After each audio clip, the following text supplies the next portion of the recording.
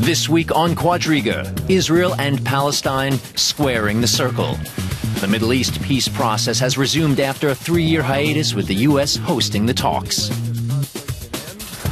All core issues that have divided the two sides in the past, like the shape of future borders, are up for discussion. The list also includes Israeli settlements in the occupied West Bank, which are built on land that the Palestinians claim must be part of their future state.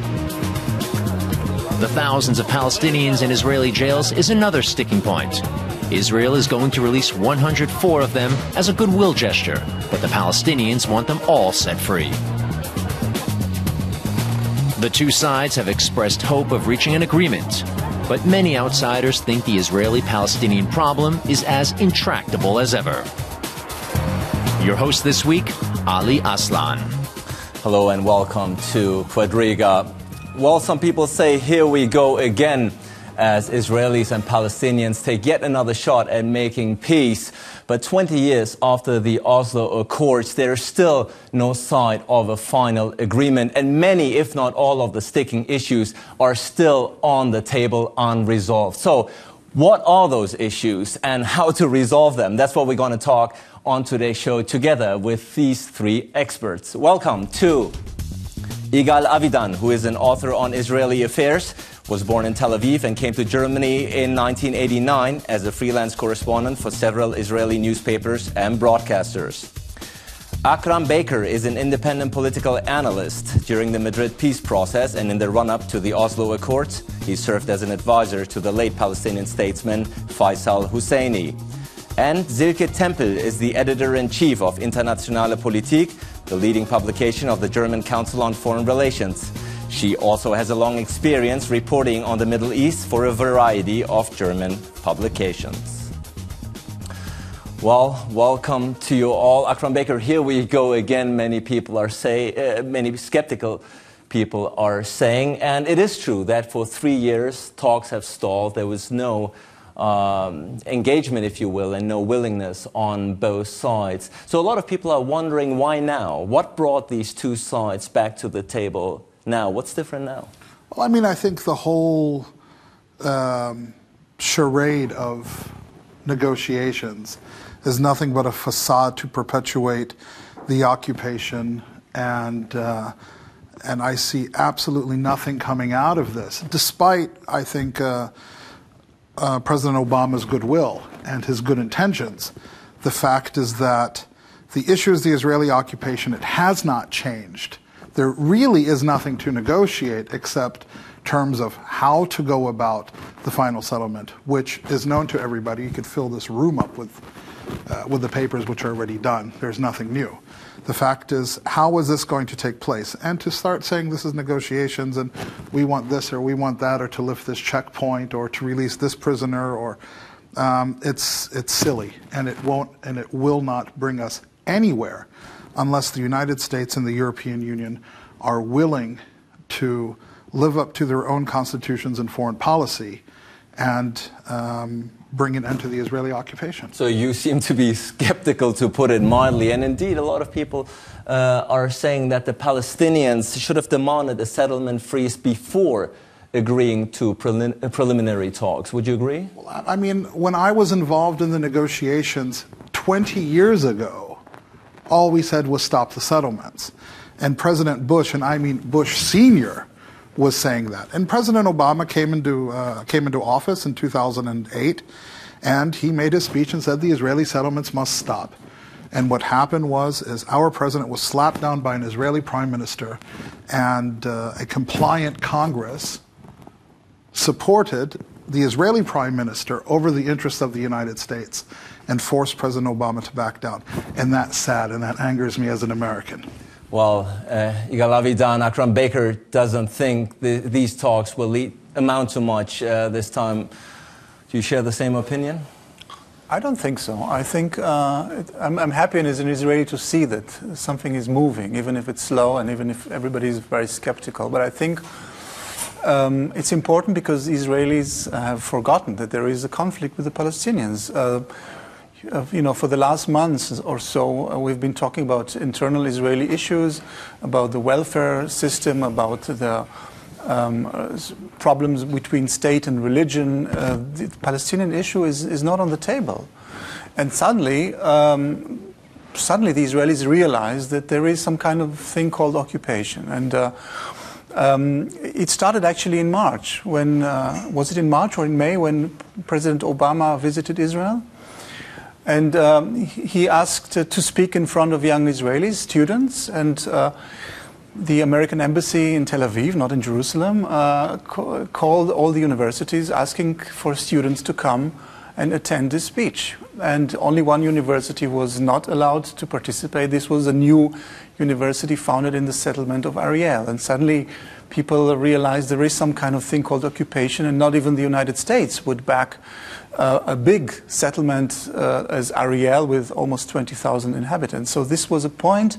And I think now, also with the restrictions of the European Union, suddenly people start to realize that life cannot go on like that, and Israel is not member of the Western club as long as occupation continues. And Silke Tempel, one of the driving forces, if not the main driving force behind these renewed talks, is U.S. Secretary of State John Kerry. He made 6 visits to the Middle East in only 5 months. A lot of people are saying, including the Financial Times, Times are saying it's a complete waste of time and energy of John Kerry.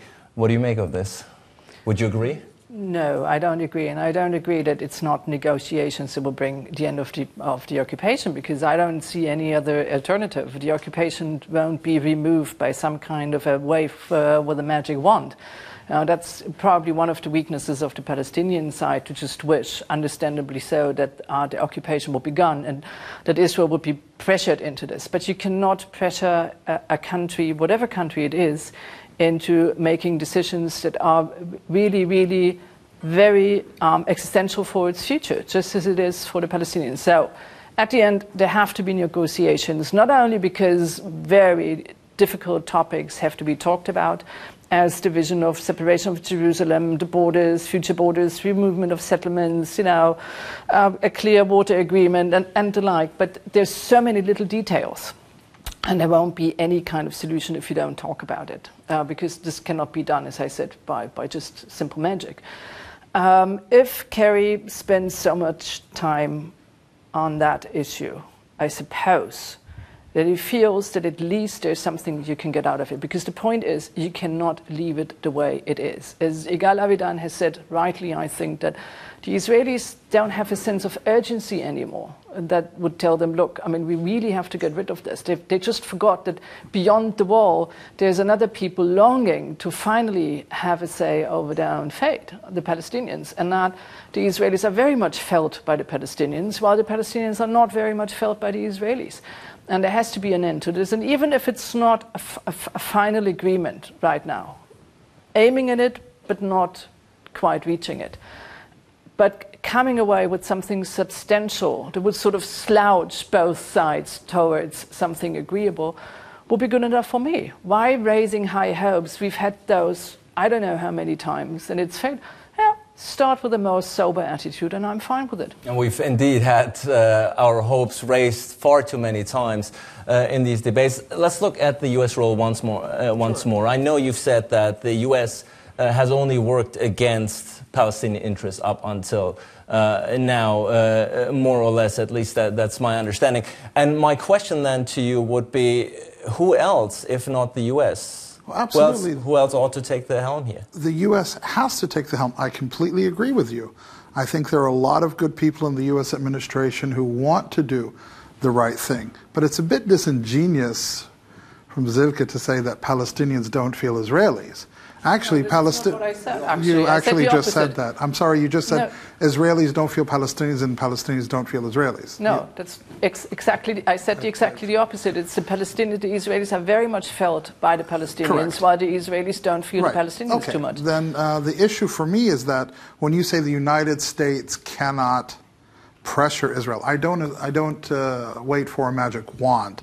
The fact is that the United States, if Israel wants to go it alone for its own self-interest, that's fine. Well, then you can do it without my political support and my taxpayer dollars. All I want, so it's like when the IMF gives somebody money. there are conditions to that. The only thing that I want is the United States to impose its own foreign policy, its own conditions, our own regulations on when we give the money and aid to Israel, both political, military, and economic. So to say that the United States can't force Israel, that's true. But then the United States could say, well, you know what? If you're not going to live by my rules and my conditions, which means ending the occupation, which is illegal under everybody's law, including the United States law, violation for human rights, everything the Israeli occupiers are doing, you cannot say the Americans have no say in all of that. Then fine, then Israel can live without it, and let's see how that works out. Well, the Israeli government, the Israeli cabinet has approved the release of 104 Palestinian prisoners as a gesture of good faith, if you will, leading up to these talks. Is this a gesture that you look upon favorably, or you don't view that as sufficient? It is exactly what it is it's a gesture, and it is nothing more. The fact is that the occupation continues. You know what? I personally don't even believe in a two-state solution anymore because there's no land left. The land of the West Bank and Gaza has been gobbled up by the Israeli settlements on an accelerated basis, time and time again. So it's nice that you all think, oh, it's wonderful, we don't feel that there's an occupation. But who's perpetuating the occupation? Are they French soldiers? Are they German soldiers?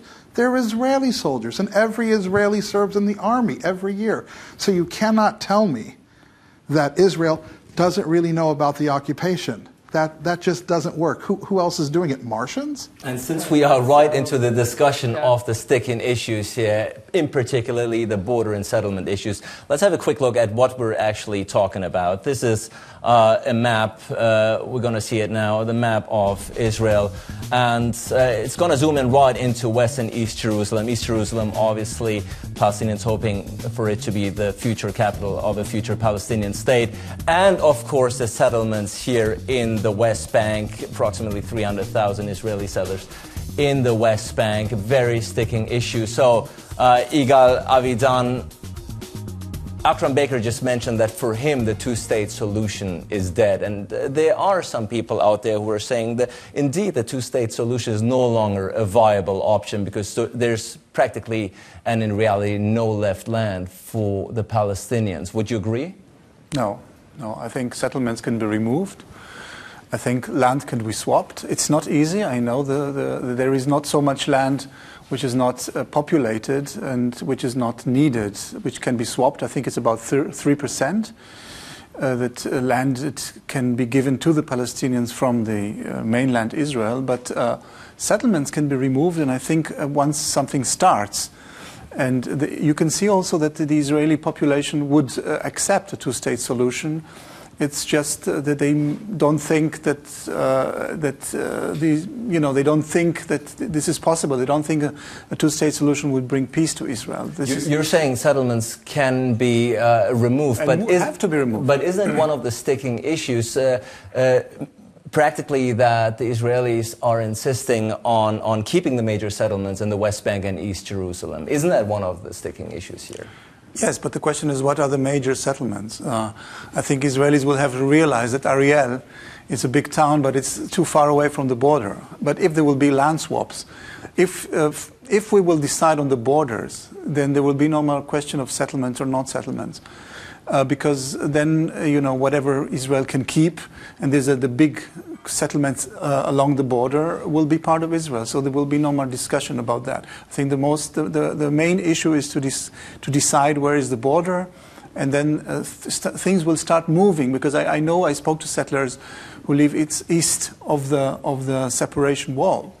They don't feel part of Israel anymore. And they said to me, as long as there were discussions and all kinds of meetings and negotiations, we didn't feel that. But now we have to pass a checkpoint when we go to work in Jerusalem, because 3/4 of the settlers don't work in the settlements, but they work in Jerusalem mostly. Now they feel that they're physically part of the other side. So the wall does make a sense that there are 75,000 settlers east of the wall, and there will be probably the first to go. And Silke Tempel, another idea that is floating around increasingly is a shift away from a two-state solution and towards a so-called one-state solution. It's a one-state non-solution, if you ask me. But the Israelis, up until now at least, are opposed to it because they're saying it would undermine the Jewish identity. You don't seem to be in agreement. A one-state solution is, as I said, a one-state non-solution. I've never understood why the Palestinians all of a sudden, after suffering under the occupation for how many decades, 6 decades and more than that, wanting to be the masters in their own house, which is absolutely understandable, and this is something we should work for, there's no doubt about it. Why all of a sudden there would be citizens of a one-state solution with at least, or at the moment, a Jewish majority right now, and perhaps then a Muslim, Arab, whatever majority after a while, with no experience in sorting out pluralism in a democratic state. It hasn't worked in any of the neighboring Arab states. It doesn't work with the Copts in Egypt. It doesn't work in Syria, as we can see. I don't know how two people who have inflicted so much pain on each other would live peacefully in one state together. So I never really understood the notion of this. And I think the two-state solution, Israel is a state that has been recognized by the United Nations in 1948. And the one state that was promised back then is to be built, and that's the Palestinian state. And I don't see that the land is being given away. I've never been a friend of the settlements. I think it's the single most stupid idea the Israelis ever had in their political life. But if you look at the maps that were exchanged in 2008 during the negotiations between Ehud Olmert and President Abbas, you can see that there were 97% of the West Bank going into a Palestinian state, and there should be a fair land swap. It shouldn't be just any land. It should be good land, right? And the Palestinians deserve that. And I don't see how the settlements would harm that in the long run. I still think it's a very stupid undertaking.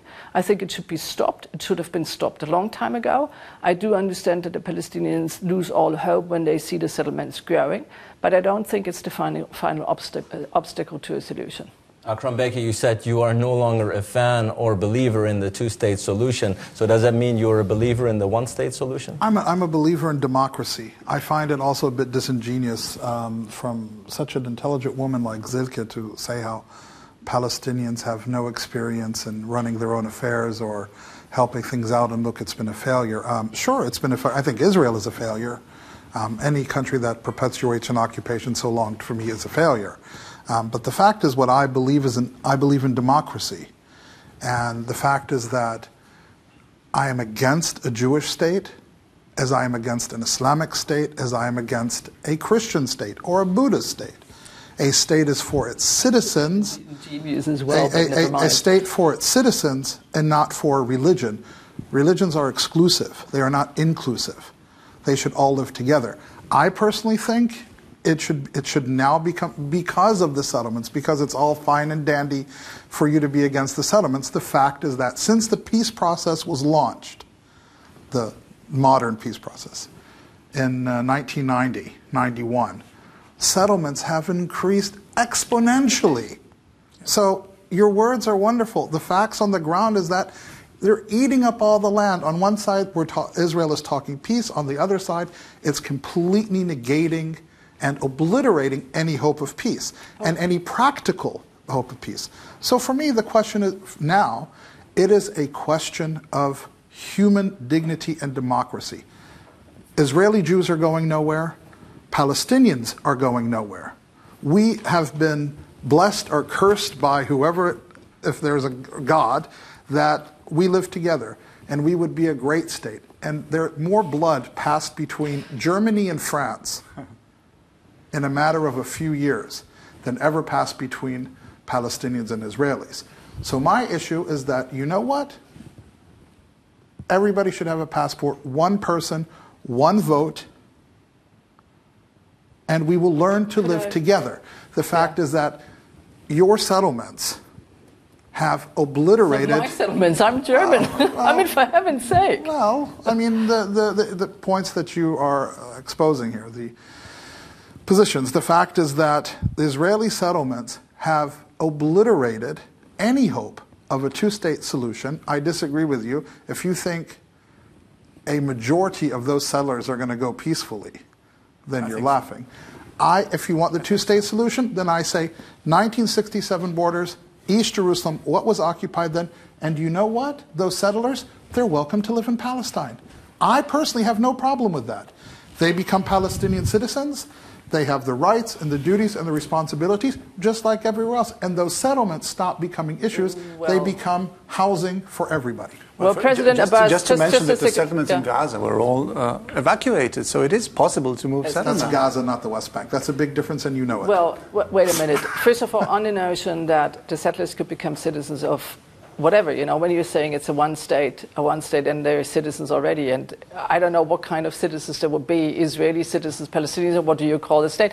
Never mind, President Abbas was very clear about this notion by saying he doesn't want any Israeli or any Jew, interesting notion, in the state of Palestine at all. Second thing is, yeah, that's a nice, I have to say, a bit cheap analogy to say I'm against the Christian state, I'm against the Muslim state, I'm against the Jewish state. The Jewish state, the idea of a Jewish state is not one that is a theology. I know there are plenty of people in Israel who think differently, but still they're a minority. It's the idea of having a Jewish majority. And it is, as I said, recognized by that. There's a minority of 20 to 25% of Arab Israelis who would rather not give up their citizenship of Israel and move into Palestine if they were asked, because yes, there is discrimination, no doubt about it, but the chances they have and the opportunities they have and the freedom they live in is much better than in any of the other neighboring Arab states.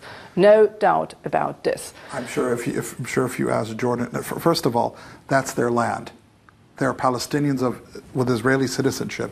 And why should they go live anywhere else? This is the land that they live their whole life. This is exactly what I didn't say. They would not become a citizen of another country. I never said that they should be moving any place. Don't turn the words around in my mouth. You could call the state Israel. I don't care. But everybody between the Jordan River and the Mediterranean Sea should be given equal rights. And they should be able to live. And this thing that Jews are no different, are no better and no worse than anybody else. So your whole issue of we're different, we need our own state, is just, in my opinion, silly. I didn't say that. But the funny thing is that if you think that this is such a wonderful, paradisical state to live in, then I would see, well, we said that this would going to be a great state. For I don't know how many years, Palestinians in the territories were educated on sheer hatred. I've been seriously, absolutely seriously, that's just by ridiculous. reality, because occupation is, to say the least, not a nice thing to live under, and the Israelis are doing their best to make themselves hated by the Palestinians. True.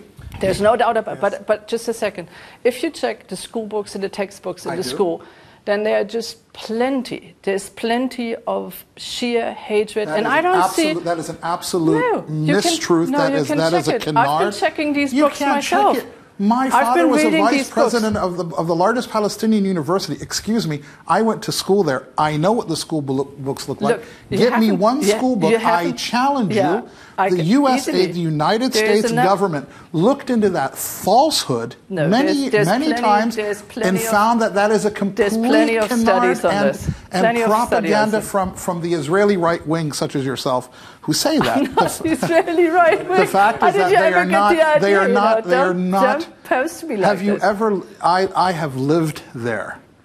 Me too. And for many years. You lived in the West Bank. Yes, I've been moving around in the West Bank. Have you lived in Ramallah? Have you lived in Nablus? I've been living in Jerusalem, but I've spent plenty of time in the West Bank.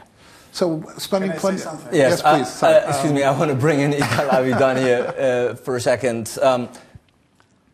The Israeli side, the Israeli cabinet, has approved a measure that says any agreements that will involve territorial concessions will have to be put to a vote, will have to be put to a referendum to the Israeli people. Now, let me correct you. First of all, it was only the first reading of the law, which has to be accepted by three readings. Secondly, it only refers to occupied territories, so it doesn't refer to East Jerusalem and the Golan Heights. And I don't believe that this law will pass. because this law will block, because there's no such thing like how do you ask that the Israelis will vote again? I mean, they voted, they have a government. Referendum. There will be no referendum because there's no experience, there's no history of referendums in Israel. I don't think this will change.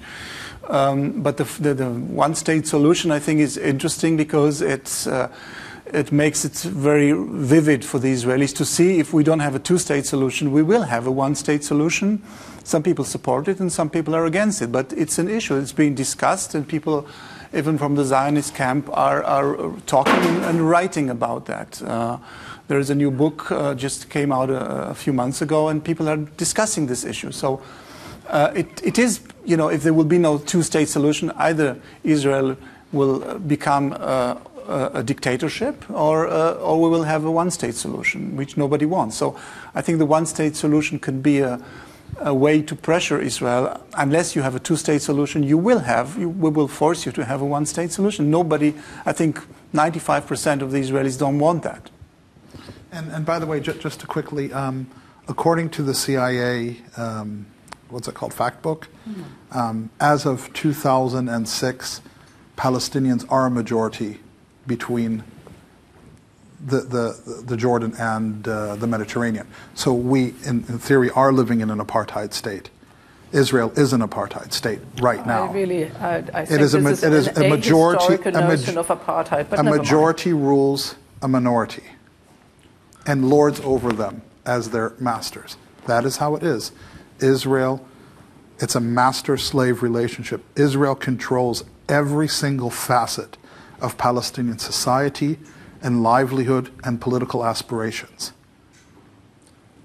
Zinkel Temple, once we used to talk about the Middle East peace process in the Middle East, and a lot of people thought automatically of the Israeli-Palestinian conflict. Times have changed. Now if we look at the Middle East, if you will, much more pressing issues have emerged in the last few years, such as the issue in Egypt, Syria, of course, the conflict in Syria. Both are probably making Israel rather nervous. So the issue here is the focus, even of the so-called international community, is no longer as heavily on the Israeli-Palestinian peace conflict. Do you see that as a good thing, or rather something that could backfire?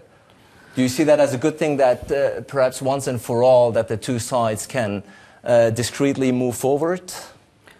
Well, there's no discreetly moving forward when it comes to the Israelis and Palestinians. It's a neighborhood, or at least Israel and Palestine is under close observation most of the time. I mean, that's the region with the highest density of journalists. There's no shadow of the war, whatever you call it, because everybody can see what's going on there, but the more or focus less is shifting objectively. away. The focus is shifting a bit away, hopefully from one notion that I thought for a long time was wrong. As pressing as the Israeli-Palestinian issue is, and as much as some kind of an agreeable solution is needed, no doubt about this, we've been overlooking for years and decades the deep-rooted problems in countries like Egypt, Tunisia.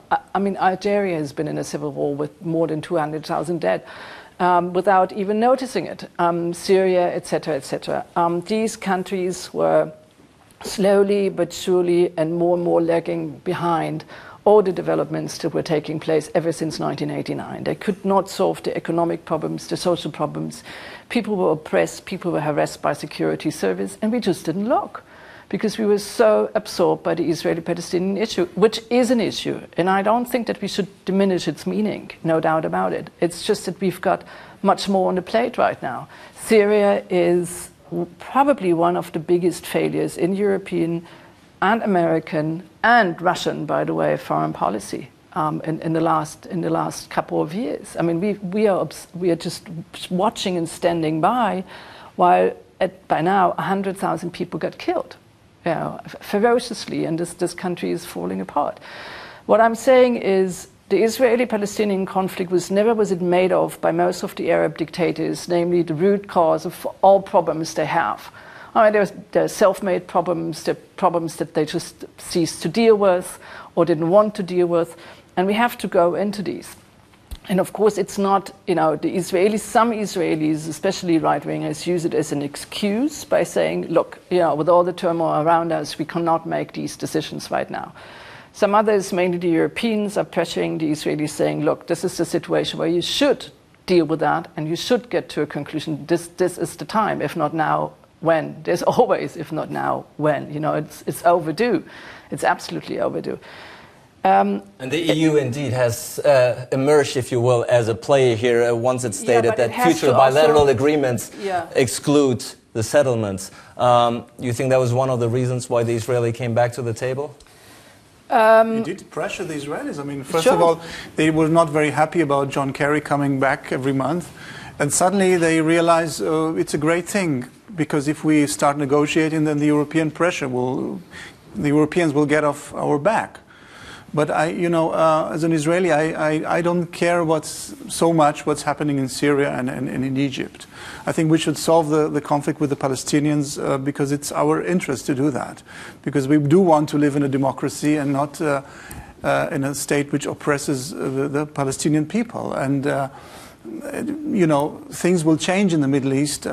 We used to think everything is fine. We have Mubarak, and things are very quiet on the Syrian border because we have Assad. And it was much easier for Israel to deal with two dictators than to deal with two nations who have very conflicting ideas about Israel, and who would certainly look at the Israeli-Palestinian conflict in a different way than Mubarak did. So we do have to show that we are progressing, because the masses in Egypt and in Syria, once they solve their own problems, will be very, very suspicious of Israel because of the conflict. I mean, I have to agree with both of my esteemed colleagues here. Well, finally. I absolutely do. I think Zik is absolutely right. I also think Idan is completely correct. Israel was very comfortable with the Arab dictators. It fit their purposes, and they supported it, just as the United States supported it, just as Russia has supported their own dictators. Actually, I wrote an article 2 years ago and gave an interview about how it's going to come down to what Russian foreign policy is in Syria, and they're just not going to let it go. And that's exactly what's happened. I completely agree with you. But the fact is that the Arab Spring is a good thing. It has broken the grip of fear of the Arab dictators and the Arab autocrats. And hey guys, do you expect it to become Sweden in a year? It's going to take a while. It's going to take a generation. But and there's going to no Palestinian Arab Spring. Well, the Palestinian Spring, I mean, the PA is completely discredited. I've called for the disbanding of the PA for years now, publicly. The PA is completely useless. Abu Mazen, President Abbas, good man that he may be, is completely incapable of doing anything because he has no real power over what? The Israeli army can walk in at any time it wishes and arrest and kill and do what it wants. The PA has become a security force for the Israeli occupation. And that's sad, because there are a lot of good people in the PA. Not everybody is corrupt. Salam Fayyad tried to do a lot of reforms. President Abbas tried to do a lot of reforms. The fact is that they're completely helpless. They have no power. And what it has become, they do not. And what it has become is it is a system of VIP access, and people can perpetuate, and there's a certain segment of society that benefits from this. Igal Avidan, in 2 weeks' time, these talks are now supposed to be officially begin either in Israel or one of the Palestinian territories. Now, look at the sticking issues here, obviously border and settlements, refugees, and the state of Jerusalem. Which one do you think, if we want to go in little steps, which one do you think can be solved first? Which one should both sides tackle first? Well, the main problem is the simple question: where is the border? Where is Israel, and where is occupied territory? Unless we solve that problem, if we solve that problem, we will know. The refugees can return to their country, and maybe some of them will be allowed to come to live in Israel.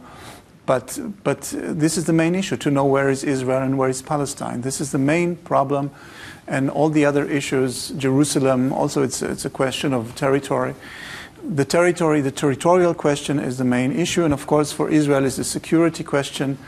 Combined with that, this is the main issue. And I'm not very optimistic because Tzipi Livni, who is negotiating on behalf of Israel, is not a very powerful politician.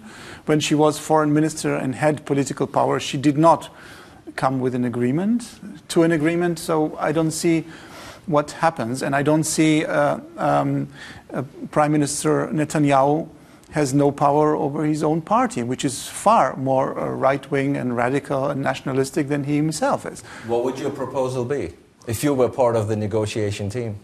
He will have to switch his coalition partners in order to make a deal. It is absolutely clear that with Mr. Bennett, who wants to that Israel will annex 60% of the West Bank, there was never going to be a deal. This is absolutely clear. So everybody knows that the Labour Party will join the coalition once they have to sign a deal. This is very simple, and I don't believe Netanyahu will do what Sharon has done, namely to leave his own party and establish a new party. He doesn't have the guts to do that. Zvika Temple, would you agree? Borders first and foremost? Well, I think borders can be sorted out because we've seen so many maps and plans. We have a rough idea of where they are, and the Palestinians are clear about where they should be. And they're just, I think that can be bridged. The general idea of in a very anarchic, almost party landscape as the Israeli political landscape is, to see Netanyahu having the guts to really sort of shift coalitions. That will be interesting to see, really, if he's really doing this. I think there are trickier issues at stake here. Jerusalem certainly is a tricky issue because so much has been built in the meantime, and you know, this country, contrary to what the Israelis were claiming, this city was never really unified. There was clearly a Palestinian part and an Israeli part, with the Palestinian part clearly neglected. To separate this, to sort out issues of sovereignty over the holy places will be tricky. You know, to do all the little things, who in the municipality will be in charge. I mean, there's so many small little things to be sorted out, and that has to be in goodwill, which hardly is there anymore, is tricky enough. But I do think a real deal breaker could once again be also the refugee question, because for 60 years these people have been living in camps under the worst circumstances really in Lebanon, where they are not even allowed to take on proper jobs. So much about the solidarity in the Arab world for the Palestinian refugees. And nobody has told them that the dreams that they've been holding dear to them for 3 or 4 generations will not come true. If this is going to be a two-state solution. They might be going back to a Palestinian state, which is not connected to the land they've been once living in, because this is in the state of Israel.